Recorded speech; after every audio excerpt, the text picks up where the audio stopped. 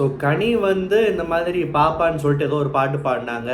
அது ஏன் கிட்ஸை மீன் பண்ணி அதை கிண்டல் பண்ணுற மாதிரி தான் பாடினாங்கன்னு சொல்லிட்டு நம்ம பொண்டாட்டி ஒரு விஷயம் ஒரு பழி போட்டாங்க இல்லையா? அதுக்கு வந்து அப்படியே சும்மாலாம் வந்து யார் மேலேயுமே ஒரு பொய்யான குற்றச்சாட்டை வச்சுட்டு ஒரு விக்டிம் கார்டு ப்ளே பண்ணிட்டு அப்படியே நல்லவ மாதிரி வேஷம் போட்டு போய் வாசலில் உட்காந்து பிச்சை எடுக்கன்றேன். வாசலில் அந்த சட்டையை வச்சுட்டு உட்காந்துட முடியாது.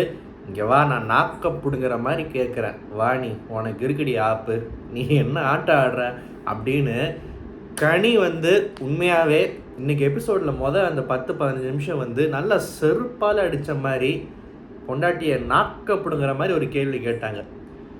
உங்களுக்கு யார் அந்த இடத்த கொடுத்தா? நீ எப்படி கேட்கலாம்? நீ என்ன பார்த்த ஃபஸ்ட்டு? நான் என்ன பண்ணேன், என்ன பாடினாச்சும் சொல்லு. ஒரு இளவு மயிரும் தெரியாது, ஒரு மண்ணும் அங்கே தெரில. ஆனால் கனி மேலே ஒரு பழி போடணும்.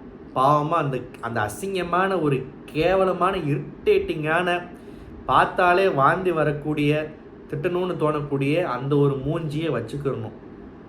நான் இவ்வளோ இதாக சொல்கிறேன்னா அப்படியே கண்ணை மூடுனா அப்படியே அந்த அளவுக்கு அது வந்து அப்படியே இமேஜின் பண்ணி பார்த்தா அப்படி தான் தோணுது.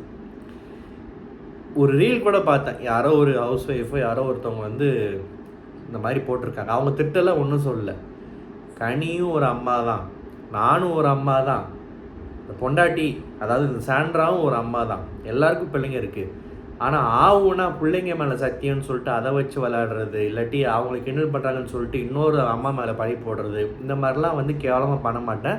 இதை கண்டிப்பாக விஜய் சேதுபதி கேட்கணும்னு சொல்லிட்டு ஒரு பெரிய வீடியோ போட்டிருந்தாங்க. இது பல பேருக்கு வந்து இது ட்ரிகர் ஆகிருக்கு. ஏன்னா அந்தளவுக்கு இது ஒரு சென்சிட்டிவான விஷயம். அது எப்படி சும்மா இவ்வளோ பெரிய பழியை நீ பாட்டுக்கு அசால்ட்டாக போட்டுட்டு நீ எப்படி போகலாம்? கனி சொல்கிறாங்க, நான் ஆக்சுவலாக கனி வந்து இதெல்லாம் ஒரு ஆளுன்னு மதித்து இந்த அசிங்கத்தெல்லாம் பார்த்துக்கிட்டு தன்னோட பிள்ளைங்க மேலே சத்தியம் பண்ணணுன்ற அவசியமே இல்லை, ஓகேவா? இருந்தாலும் கனி வந்து அவங்க பிள்ளைங்க மேலே ஏதோ இது பண்ண மாதிரி அவங்க ஒரு பெரிய அக்யூசேஷன் வைக்கிறாங்கன்னு சொல்லிட்டு தான் பிள்ளைங்க மேலே சத்தியம் பண்ணுற அளவுக்கு இறங்கி சொல்லியுமே அப்பயும் இந்த மூதை வந்து ஒத்துக்க மாட்டேங்குது. ஒரு லேடி, ஒரு அம்மா, இன்னொரு அம்மா அங்கே அவங்க பிள்ளைங்க மேலே சத்தியம் பண்ணி பேசுகிறாங்க. உனக்கு உன் பிள்ளைங்க முக்கியம்தான்மா, அதே மாதிரி எல்லாருக்கும் அவங்க பிள்ளைங்க முக்கியம் தானே. அந்த பொம்பளை அவங்க பிள்ளைங்க மேலே சத்தியம் பண்ணி சொல்லுது. நீ வந்து எந்த பாட்டுன்னு கேட்டால் உனக்கு வாய் வராது, தத்தப்பன்னு ஊமை மாதிரி முழிப்ப. உனக்கு வந்து ஒரு நீ சொல்கிற அந்த ஒரு பழி போடுறதுக்கு எந்த ஒரு சாட்சியும் கிடையாது. கூட இருக்கிறவங்களும் அப்படி சொல்கிறாங்க. எந்த ஒரு பேஸ்லெஸ் எந்த ஒரு விஷயமும் இல்லாத ஒரு விஷயத்தை உருவாக்கி பாவமாக மூஞ்சி வச்சுக்கிறதுக்கு வேறு ஏதாவது பொழப்பு பண்ணிக்கிட்டு வேறு ஏதாவது ஒரு விஷயத்தை வேறு வழியில் எதாவது பண்ணிக்கலாமே, வேறு மாதிரி எதாவது ட்ரை பண்ணலாமே. இவ்வளோ கேவலமாவா இவ்வளோ பண்ணணும்? அது நேற்று பண்ணதே கேவலம். இன்றைக்கி அதை கூப்பிட்டு வச்சு கேள்வி கேட்குறப்போ அந்த மூஞ்சி போகிற சைஸும் அந்த ஆட்டிடியூடும் அந்த பதில் சொன்ன விதமும் பார்த்தீங்களா, அது படு கேவலம். இதையும் ஒரு பைத்தியக்காரன் வெளியே உட்காந்து சப்போர்ட் பண்ணிக்கிட்டு இருப்பான். இன்னும் ஊர்லேயே நான் தான் நல்ல புருஷன், நான் தான் நல்ல அப்பன், என் பொண்டாட்டி தான் சிறந்த பொண்டாட்டி அப்படின்னு சொல்லிட்டு பேசிக்கிட்டு இருப்பான் ஒரு பைத்தியக்காரன். உள்ளே வேற இந்த ஃபேமிலி ரவுண்டில் வந்து என்ன பேச போகிறான்னு புரியல. இது வந்து ஃபஸ்ட்டு கனியை வந்து இந்த கனி வந்து ஆக்சுவலாக இந்த பொண்டாட்டி பண்ணுற பல விஷயங்களை வீட்டில் இருக்கிற மற்றவங்கெல்லாம் வந்து ரொம்ப பொறுமையாக தாக்கு பிடிச்சிக்கிட்டு கன்ஃபெஷன் ரூம்லேயோ இல்லை ரொம்ப மரியாதையாகவோ தான் வந்து இரிட்டேட்டிங்காக இருக்கீங்கன்றத சொல்லி புரிய வைக்க ட்ரை பண்ணிகிட்ருக்காங்க. இன்றைக்கெல்லாம் வந்து ஒர்ஸ்ட் பர்ஃபார்மர் சொன்னாலுமே ஒரு மாதிரி இதே விஷயத்த வேறு யாராவது பண்ணியிருந்தா இந்த அளவுக்கு வந்து விட்டு வச்சுருப்பாங்களா, நல்லா கிழிச்சு எடுத்திருப்பாங்கன்னு நினைக்கிறேன். ஆனால் ஏன்னு தெரில, வரும்போதே ஜோடியாக வந்ததுனாலையா இல்லை வந்து ஒரு பிரபலம் இதெல்லாம் ஒரு பிரபலம்னு சொல்லக்கூடாது, தெரிஞ்ச ஒரு முகம் ஒரு உள்ளே வந்துட்டு ஒருத்தர் நம்பி விட்டுட்டு போயிருக்காரு அப்படின்றதுனால என்னன்னு தெரில. இதை வந்து பெருசாக எவனுமே ஸ்ட்ராங்காக கேள்வி கேட்குறான். ஆனால் கனி வந்து இன்றைக்கி கையில் எடுத்துருச்சு. ஒரு கையில் செருப்பு, ஒரு கையில் வந்து விளக்கமாறு வச்சுக்கிட்டே கேள்வி கேட்டுச்சுல, அது எனக்கு ரொம்ப பிடிச்சிருந்துச்சு. இதுக்காகவே கனி இன்னும் ரொம்ப நாள் இருக்கும்னு ஆசைப்பட்றேன். ஏன்னா இந்த மாதிரி விஷயங்களுக்கு நிற்கலன்னா வேறு எதுக்கு நீ நிற்ப? பிக் பாஸ் வீட்டில் பல கண்டஸ்டன்ஸ் மேலே வந்து என்ன பிரச்சனை? இப்போ சுபிக்ஷாவோ இல்லை வந்து இப்போ உள்ளே திரும்ப வந்த ஆதிரையோ இல்லை வெளியே போன யாரோ நிறைய பேர் வந்து அவங்கவுங்க பிரச்சனைக்கே வந்து ஓப்பனாக நின்று ஸ்ட்ராங்காக கருத்தை பதிவு பண்ணி பேசுகிறதுக்கு துப்பு இல்லாமல் தான் நிறைய பேர் வந்து வேஸ்ட்டுன்ற கண்டஸ்டன்ட்டு முத்திரை குத்தி வெளியே போயிருக்காங்க. இதெல்லாம் பொறுத்துக்கிட்டு இருக்கணும்னு கனிக்கு அவசியமே இல்லை. ஸோ எனக்கு வந்து உண்மையாகவே ரொம்ப பிடிச்சிருந்துச்சு இந்த கேட்ட விஷயங்கள், கேள்வி கேட்ட விஷயங்கள்.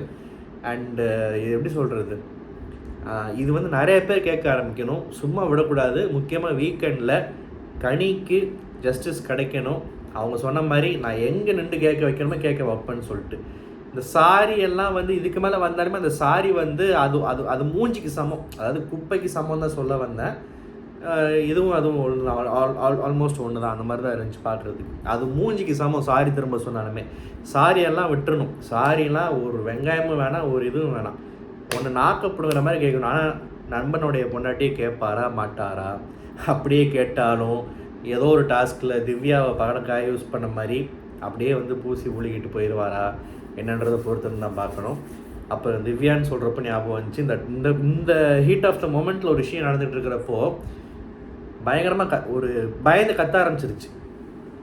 இதுக்கு அமிர்தின் ரியாக்ட் பண்ணதான் திவ்யாவுக்கு பிரச்சனை. ஆனால் கொஞ்சம் எக்ஸ்ட்ரா வார்த்தை விட்டாங்க, வேறு யாரெல்லாம் ரியாக்ட் பண்ண. நான் என்ன சொல்கிறேன், எப்போயாவது ஒரு வாட்டி கட்டலாம், 2 வாட்டி கட்டலாம். ஆனால் ஒரு முக்கியமான விஷயம் பேசிகிட்டு இருக்கிறப்போ, அதுவும் நைட், அந்த டைமில் லைட்டெல்லாம் ஆஃப் பண்ணியிருக்கிறப்போ, யாருக்கும் ஏதோ ஆன மாதிரி அப்படி கற்றுனா யாராக இருந்தாலும் எரிச்சல் தான் வரும். ஒரு ஆடியன்ஸை நம்மளே சவுண்ட் வச்சு பார்க்குறப்போ கடுப்பாக தான் இருந்துச்சு.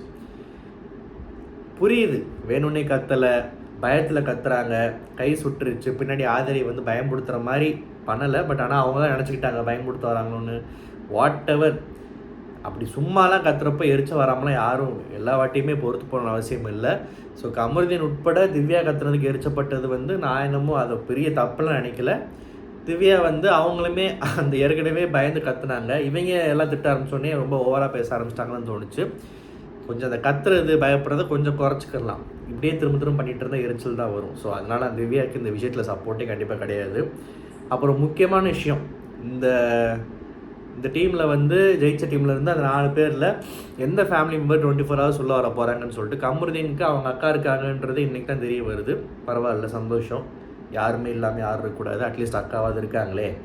அப்படி ஒரு அக்கா, நல்ல அக்கா இருந்தாங்கன்னா அவங்களாவது ஏன்டா இப்படி இருக்குன்னு சொல்லிட்டு வெளியே போனதுக்கப்புறம் நல்ல புத்தி சொல்லுவாங்கன்ற நம்பிக்கை இருக்குது. அந்த விதத்தில் சந்தோஷம். அந்த அக்காவை கூப்பிட்டு வந்து அழகு பார்க்க முடியாதுன்றதுனால அவர் வந்து விட்டு கொடுத்துட்டு போயிட்டார். இதில் வந்து பார்வதி போய் எனக்கு கொஞ்சம் ஸ்ட்ராங்காக பேசி சப்போர்ட் பண்ணுன்னு வெக்கம் இல்லாமல் கேட்குது. எவ்வளோ கிரிமினலாக யோசிக்குது பார்த்தீங்களா, செல்ஃபிஷாக. தான் பண்ண ஒரு தப்புக்கு இங்கே கூப்பிட்டு வச்சு உடனே எக்ஸ்ப்ளனேஷன் கொடுக்கணுமா? அந்த ஸ்பேஸ் தேவைப்படுதான். ஊர் உலகத்தில் ஸ்பேஸே இல்லை, வெளியெல்லாம் போனால் ஸ்பேஸே இல்லை. ஏன் வானத்துக்கு மேலே ஒரு ஸ்பேஸ் இருக்குது, அதெல்லாம் பத்தாதான்.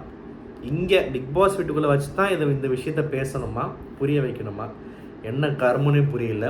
சொன்ன ரீசன் ரொம்ப இரிட்டேட்டிங்காக இருந்துச்சு. அதுவும் அமிர்தினை சப்போர்ட்டு கூப்பிட்டு அதை விட இரிட்டேட்டிங்காக இருந்துச்சு. ஃபஸ்ட்டு இனிஷியலாக பார்வதி அம்மா வருதுன்னு நினச்சாலே பார்வதிக்கு இது கிடச்சிடவே கூடாதுன்ற மாதிரி தோணுச்சு.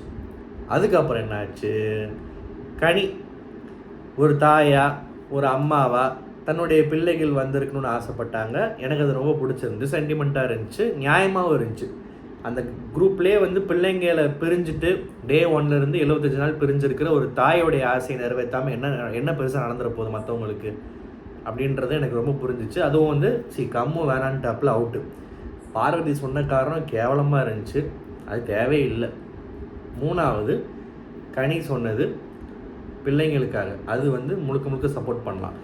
4வதாக நான் கன்சிடரே பண்ணல ஆதிரையை. ஏன் கன்சிடர் பண்ணலன்னா, பார்வதி சொன்ன ஒரு பாயிண்ட், வெளியே போயிட்டு உள்ளே வந்திருக்கீங்கன்னு. அதில் முக்கியமான விஷயம் நோட் பண்ண வேண்டியது என்னென்னா, ஆதிரைன்ற கண்டஸ்டன்ட்டு வெளியே போயிட்டு உள்ளே வந்திருக்காங்கன்றத வந்து பார்வதி சொன்ன ஆங்கிளில் மட்டும் பார்க்காம, வெளியே போய் ஃபேமிலி கூட இருந்து டைம் ஸ்பெண்ட் பண்ணிட்டு அப்பா அம்மாலாம் பார்த்துட்டு தான் திரும்ப அந்த பொண்ணு உள்ளே வந்திருக்கு.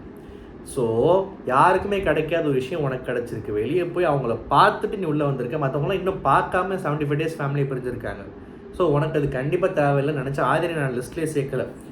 அப்புறம் ஒரு விஷயம் யோசிச்சு பார்த்தேன், பார்வதி சொல்கிறத வச்சு பார்க்குறப்போ கனிக்கு சில ப்ரிவிலேஜஸ் இருக்குது. எஸ், உண்மை தான். அகத்தியன்ற ஒரு டைரக்டரோடைய 3 மகள்கள் இருக்காங்க.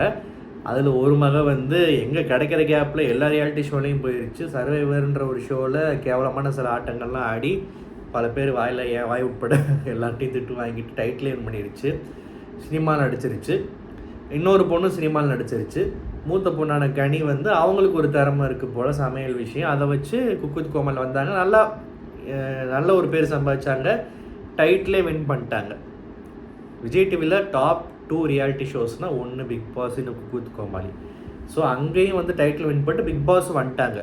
இது எல்லாமே வந்து என்னதான் கனி வந்து நல்ல கேரக்டராக நல்லா பேசுகிறாங்க, அப்படி ஓகே, எல்லாம் ஓகே, திறமை இருக்கிற இடத்துல ஜெயிக்கிறாங்க, எல்லாம் ஓகே. ஆனால் இதெல்லாம் வந்து ஒரு ப்ரிவிலேஜ் தான், ஒரு டைரக்டருடைய பொண்ணு அந்த வாய்ப்பு கிடைக்குன்னு சொல்லிட்டு.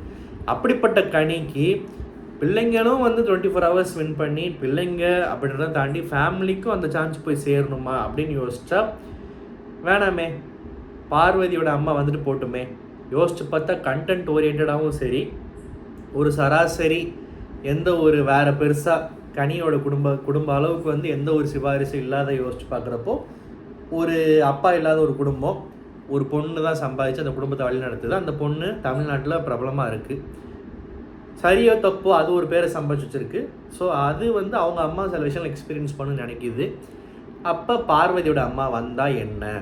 ஸோ எனக்கு எப்படி ஆரம்பிச்சது இந்த விஷயம், பார்வதி அம்மா வரவே கூடாதுன்னு யோசிச்சது. சுற்றி லாஸ்ட்டில் வந்து எனக்கு பார்வதி அம்மா வந்தால் ஓகே தான்னு எனக்கு மைண்டில் தோணுச்சு. அதுக்கப்புறம் டிஸ்கஸ் பண்ணி என்னென்ன நடந்து கொஞ்சம் பிக் பாஸ் டைம் கொடுத்துருக்கலாம், அவசரப்பட்டார். இந்த அமித்ன்ற ஞான சூனியம் இந்த பஞ்சதந்திரம் படத்தில் வந்து என்னடா சின்ன பிள்ளைத்தனமாக டிஸ்கஸ் பண்ணிகிட்டு இருக்கீங்க அப்படின்னு சொல்லிட்டு சாபு 3 சாபு 4ன்னு போடுற மாதிரி இங்கி பிங்கி பாங்கி போடுறேன்னு கூப்பிட்டு லக்கு குச்சி, இதில் சின்ன குச்சி பெரிய குச்சின்னு சொல்லிட்டு ஒரு கேவலமான ஒரு விஷயத்தை கொண்டு வந்து அதிலேருந்து செலக்ட் பண்ணி இது வந்து கேட்குறதுக்கு நல்லா இருக்குது, யாருக்கும் இல்லாமல் லக்கு யாருக்குன்னு பார்ப்போமே அப்படின்னு சொல்லிட்டு. ஆனால் ரிசல்ட் நல்லா இல்லை, பிடிக்கல. ப்ளஸ் இப்படி வச்சிருக்கே கூடாது, கொஞ்சம் பேச விட்டு நல்லா யார் என்ன நினைக்கிறதுன்ட்டு தெரிஞ்சுக்கிட்டு அவங்களே முடிவு பண்ண விட்டுருக்கலாம். லாஸ்ட்டில் ஆதிரை, எனக்கு இது ஆதிரையோட பேரண்ட்ஸோ வாட் எவர் யார் உள்ளே வந்தாலுமே அது பெருசாக இந்த கேமோட இம்பேக்டும் ஒன்றும் ஆக போகிறது இல்லை, பார்க்குறதுக்கும் ஒரு இன்ட்ரெஸ்ட் இல்லை, வெளியே போய் அதுவே பார்த்துட்டு உள்ளே வந்துடுச்சு. ஸோ இதில் வந்து ஆதிரை அழுதா என்ன, ஃபீல் பண்ணா என்ன, இது ஒரு தேவையில்லை, வேஸ்ட் ஆகிடுச்சுன்னு தான் எனக்கு தோணுது. உள்ளே வந்ததுக்கப்புறம் என்ன நடக்குதுன்றதை பொறுத்திருந்து பார்க்கலாம். அப்புறம் வந்து இந்த பார்வதியும் திவ்யாவும் அவங்களுக்கு குறைகளை மாற்றி பேச ஆரம்பித்தாங்க. பார்வதி பேசி முடிச்சுட்டு திவ்யா பேச ஆரம்பிக்கிறப்ப உடனே பொறுமை இல்லை, ஸ்பேஸ் இல்லை, பத்தலை, எனக்கு டைம் இல்லை, நான் சாப்பிட்டு வரேன், கக்கூஸ் போயிட்டு வரேன்னு சொல்லிட்டு எஸ்கேப் ஆகி ஓடுது. பார்வதி சில விஷயங்கள்லாம் பண்ணுறப்போ வந்து ஃபேஷியல் ரியாக்ஷன்ஸ்லாம் பார்த்தா காரி துப்பணும் போல் தோணும். அப்படி தான் இருந்துச்சு. நீ ஒரு பேச்சை ஆரம்பிக்கிற, பதிலுக்கு அவங்க பேசுகிறாங்க, மூடிட்டு உட்காந்து கேட்க வேண்டியதானே, ஏன் ஓடுற அப்படின்ற மாதிரி தான் இருந்துச்சு. அப்புறம் இந்த பலூன் கேமில் விக்ரம் ஒரு தப்பு பண்ணிட்டார், அது ரொம்ப பெரிய தப்பு. சரி ஓகே, அந்த தப்புக்கு ரியாக்ட் பண்ணலாம், திட்டலாம், குறை சொல்லலாம், கேவலமாக ஆடுறேன்னு சொல்லலாம், நியாயம் கேட்கலாம், எல்லாம் ஓகே. அவர் டிஃபெண்ட் பண்ணல, ஜஸ்டிஃபை பண்ணல, தப்புன்னு ஒத்துக்கிறாரு, மன்னிப்பு கேட்குறாரு. மன்னிப்பு கேட்டால் மட்டும் சரியாயிடுமா? அதெல்லாம் பத்தாது. ஓகே புரியுது, எஸ் பெரிய தப்பு தான், மன்னிப்பு கேட்டால் பத்தாது, ஓகே. ஆனால் இந்த எஃப்ஜேன்ற குட்டி குஞ்சனுக்கு என்ன ஒரு வாய்ப்புனா, இந்த சான்ஸை பயன்படுத்தி உடனே வந்து தன்னோட இமேஜை கொஞ்சம் தூக்கிக்கிறணும், விக்ரம் இமேஜை உடைக்கணும் அப்படின்னு சொல்லிட்டு அந்த சான்ஸை பயன்படுத்தி என்னென்னமோ வசதியானவன் அவன் அப்படி விட்டு கொடுத்துருவான், இந்த பேர் வாங்கிடுவான், இவ்வளோ நாள் இதான் பண்ணிட்டுருந்தான், மற்றவங்களை ஏறி மிதிச்சு தான் மேலே வருவான், ஒரு சக கண்டஸ்டண்ட்டு விட்ட டைட்டில் வின் பண்ணிடுவான். இவன் என்ன பண்ணலாம்? இவன் ஆக்சுவலாக இன்றைக்கி இந்த சீனே எப்படி போச்சுன்னா, விக்ரம் தான் காலை வாரி விட்டதுக்கு இந்த பிரச்சனைன்ற மாதிரி தான் ஆரம்பிச்சிச்சு. விக்ரம் என்னமோ ஆக்ஷன்ஸால் காலை வாரி விட்டது உண்மை தான். ஆனால் உண்மையாகவே கேமால் வந்து கூட பழகினவன் கூட பார்க்காம ஒரு சான்ஸ் எப்படா கிடைக்கும், நம்ம காலை வாரலான்னு விக்ரம் காலை வாரி விட ட்ரை பண்ணது எஃப்ஜே தான். இதை வச்சு அவனை உடைக்கலான்னு சொல்லிட்டு என்னென்னமோ பேசி, கனி சொன்ன மாதிரி என்னென்னமோ பேசி எங்கேயும் கொண்டு போய் ஆதிரைக்கு தெரியுது எஃப்ஜே ஓவராக பேசுகிறான்னு. பட் சப்போர்ட் பண்ணிட்டான். நம்ம முன்னாள் அன்புக்குரியவர் வேறு விட்டு கொடுக்கூடாதுன்னு சொல்லிட்டு அந்த பொண்ணு கூட சேர்ந்து பேசிச்சு. அரோரா கரெக்டாக சொன்னாங்க, இது வந்து அரோராவோட மேட்ரு கூடலாம் போய் லிங்க் பண்ணி நம்மளை மட்டும் சொல்லுவாங்க, மற்றவங்கள சொல்ல மாட்டாங்கன்னு எஃப்ஜே வந்து என்னென்ன ஸ்கோர் பண்ண முடியுமோ எல்லாம் ட்ரை பண்ணால் கடைசியில் கட்டி பிடிச்சி சாரின்ட்டாங்க. விக்ரம் தப்பு பண்ணிட்டாரு. அந்த தப்பை எவ்வளோக்கு எவ்வளோ காலில் அவளுக்கு அந்த குறையாக மன்னிப்பு கேட்க முடியுமோ கேட்டாப்புல. பட் இந்த சான்ஸை பயன்படுத்தி விக்ரம் காலை வாரி விட நினச்சது எஃப்ஜே. இதுதான் எனக்கு தோணுச்சு. உங்களோட கருத்து என்னன்றதை சொல்லுங்கள். அப்புறம் இந்த வீட்டுக்குள்ளே வரப்போகிற கண்டஸ்டன்ட் ஃபேமிலி மெம்பர் விஷயத்துலேயும் நான் சொன்ன அந்த விஷயத்துலேயும் உங்களுக்கு என்ன தோணுதுன்றதை சொல்லுங்கள். இந்த ரிவ்யூ உங்களுக்கு பிடிச்சிருந்தா மறக்காம சேனல் சப்ஸ்கிரைப் பண்ணுங்கள். நன்றி, வணக்கம்.